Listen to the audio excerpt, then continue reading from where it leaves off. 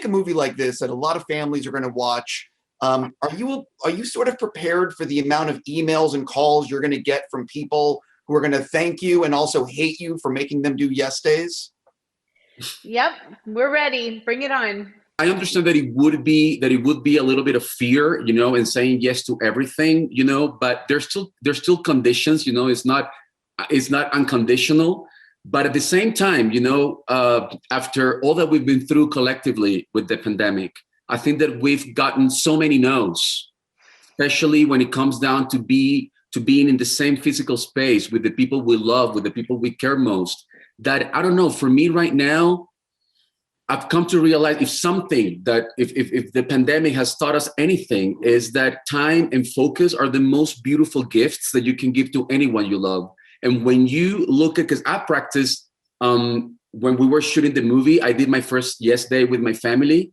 And when you look at the list, in the end, all boils down to time. All they ask you for is time.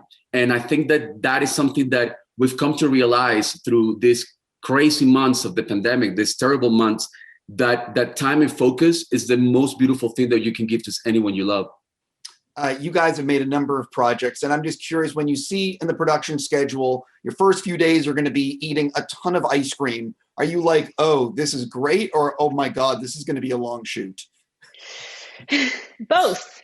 I think both. I think we knew exactly what we were getting into, and it was exactly what we thought. We loved it. Both of us love ice cream. Edgar is an amazing ice cream eater, Olympic worthy.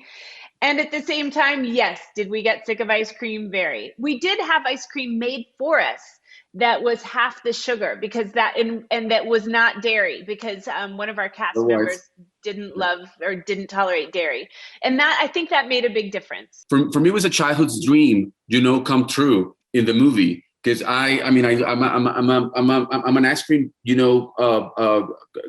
craze.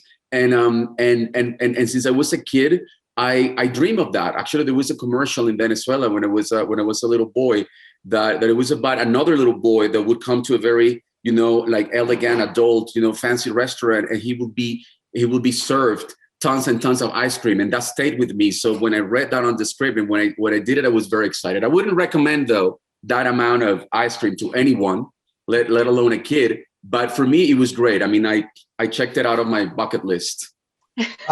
Jen, there's a roller coaster scene, and I'm just curious, how much is that fear real and how much is that acting? Even as you mention it, honestly, my heart drops into my stomach. You would think, as a producer, as somebody so intimately involved with every bit of the script, with the things that the kids came up with, that I would not have written something so terrifying in. But I did. And it was almost unusable because I was cursing and I was yelling Jenna instead of Katie over and over again. I practically broke her hand. It was real. So when people watch the movie, they should definitely look at your face. Yep.